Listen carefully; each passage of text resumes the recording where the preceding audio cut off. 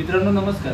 आज आपण गोळे चिंचवलीमध्ये आलो आणि ह्या गावाचं एक ओळख सांगायला गेलो तर जो आज महाराष्ट्रामध्ये शाहीर म्हणून बैल बोलतोय, काळ्या कलरचा शाहीर म्हणल्यावर सगळ्यांना लगेच लक्षात येतं. आत्ताच एक मोठी बिनजोड देखील त्याने केले, त्यामुळे सर्व लोकांच्या परिचयाचा असा बैल आहे. 3 फेऱ्यामध्ये पण चांगली कामगिरी आहे आणि बिनजोडमध्ये सुद्धा मुंबई असो घाट असो दोन्ही ठिकाणी चांगली कामगिरी आहे आणि गुलालात आहे. तर त्याचेच मालक आपल्याबरोबर समीर पाटील आहे आणि दादांना आपण विचारणार आहोत की जे आता आपण मागील 2 व्हिडिओमध्ये बघितलं की महाराष्ट्र केसरी जे खाद्य नव्याने आले आणि ते खाद्याचा वापर जे कस्टमर आपले करता येते त्यांच्याकडून एक जर बघायला गेलो तर त्या गाडा मालकांची खरी प्रतिक्रिया आपण जाणून घेतोय आणि आज आपल्या चॅनलच्या माध्यमातून आज त्यांना आपण भेटायला आलो. जे महाराष्ट्र केसरीचे जे सर्व आहेत ते सुद्धा आपल्या बरोबर आहेत, तसेच जे गाडा मालक वापर करतात ते सुद्धा आणि जे गाडा मालक विक्री करतात ते सुद्धा आपल्या बरोबर आहेत. तसेच तर आपण समीर दादांना विचारू की कसं काय रिव्ह्यू. दादा नमस्कार. दादा, आता सर्वत्र चर्चा आहे गाडा मालकांमध्ये एक महाराष्ट्र केसरीची. बरेचसे गाडा मालक वापरता येतात, बरेचशा गाड्या मालकांची इच्छा आहे वापरायची, परंतु त्याचा रिझल्ट काय आहे, त्याच्यापासून काय साईड इफेक्ट आहे का, याच्यामुळे लोकांनी अजूनपर्यंत हे केलं नाही.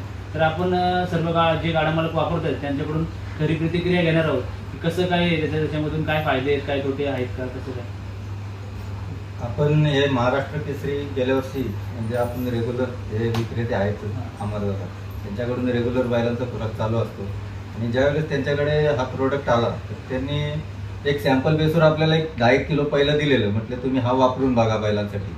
तर आपलं टिंगू शाहीर त्याच्यासाठी आपण ते ट्राय केला. त्याच्यामधून शाहीरला एवढा इफेक्ट पडला त्या खुराकापासून का आज शाहीर तुमच्या सगळ्यांच्या समोर आहे. आणि गेल्या वर्षी आजारातून उठल्यानंतर आणि मागच्या वर्षी 15 ऑगस्टपासूनच आपण हा खुराक चालू केलेला होता. त्याच्यामुळे आत्ता जो शाहीर आहे आणि अजूनपर्यंत तोच खुराक चालू आहे आणि आत्ता सध्याच्या कंडिशनला बैलाची तब्येत, बैलाचं पळ हे सर्वांना दिसूनच येते.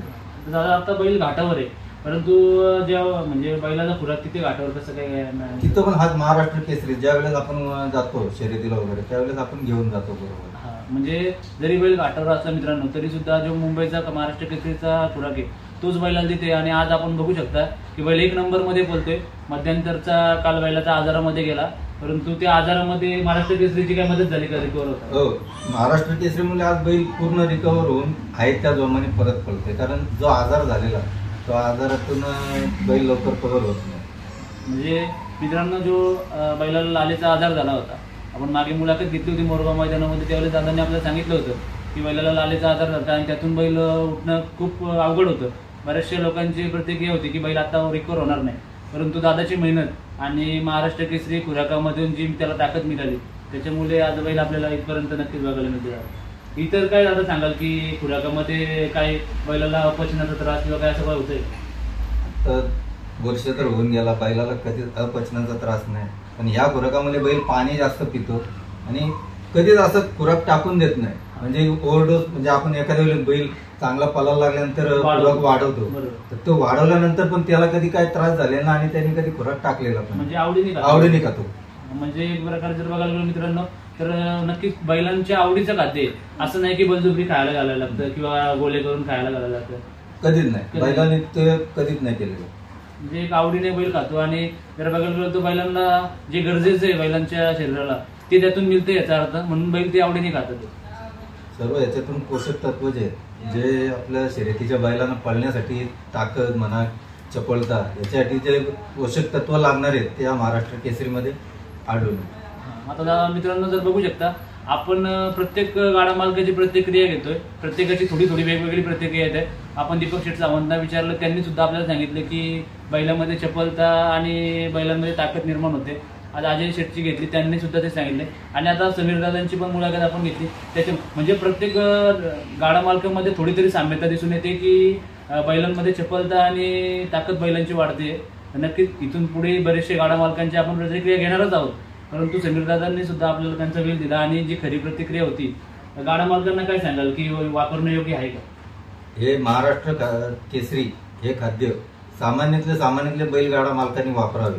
कारण बैलांना आपलं पळताना कोणताही याच्यापासून साईड इफेक्ट नाही किंवा अपचन असं कोणताही साईड इफेक्ट नाही बैलांना. म्हणजे जर आणि रेटच्या नुसार पण जर बघायला गेलो तरी 2000 40 किलोची बॅग म्हटले तर सरासरी सर्व गाडा मालकांना परवडते. आणि असं नाही की खुराकामध्ये दुसरं काही मिक्स करावं लागते. हा जे खुराक त्याच्यामध्ये होऊन जाते. याच्यामध्ये पूर्ण सर्वच येत ना. याच्यात जवळजवळ 8-10 प्रकारचे खाद्य आहे, त्याच्यामधून मिक्स केलेले, कारण इतर गोष्टी टाकण्याची गरजच येत नाही. बरोबर.